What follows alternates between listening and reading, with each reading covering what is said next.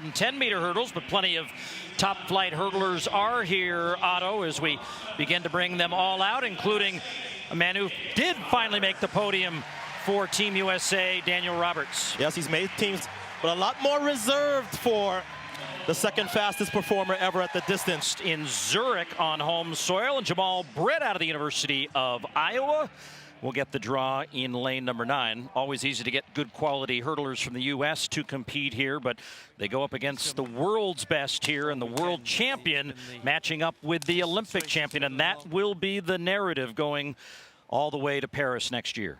Yes, the only person that's beaten Grant Holloway in a championship setting, Hansel Parchment.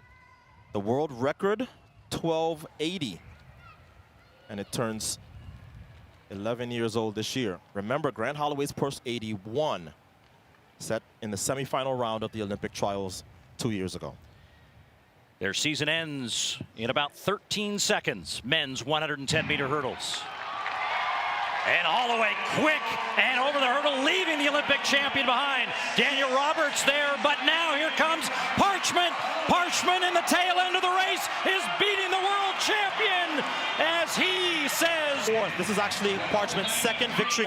He got himself to the track in time, and you know, again, this matters to both of them for different reasons, but they are going headstrong into a head-to-head matchup in Paris. So here's another Xfinity 10G flight cam look. Grant Holloway is used to this now. He knows that if he does not put enough space between him and Parchment, this is what the second half can look like sometimes.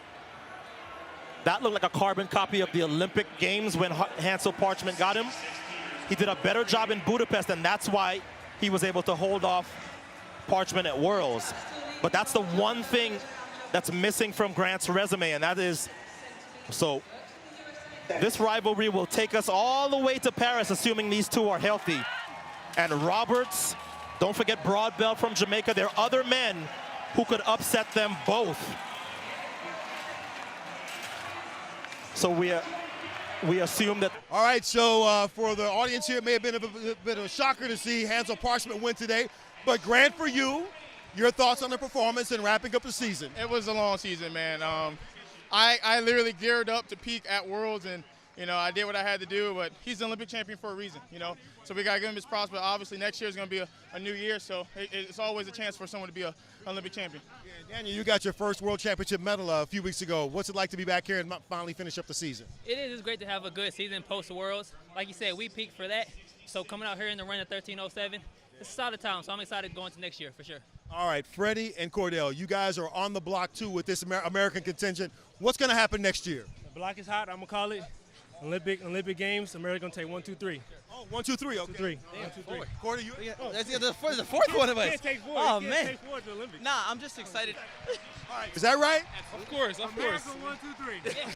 It's just we're all like when you see this, it's the camaraderie of the hurdlers.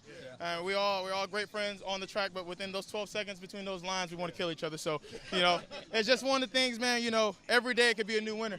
And you know, obviously Hansel showed his A game today, world lead. So props up to him. But next year is going to be, you know, anybody's story. So it's just up to us to write it. All right, you guys keep the peace now. Dap him up and congratulations.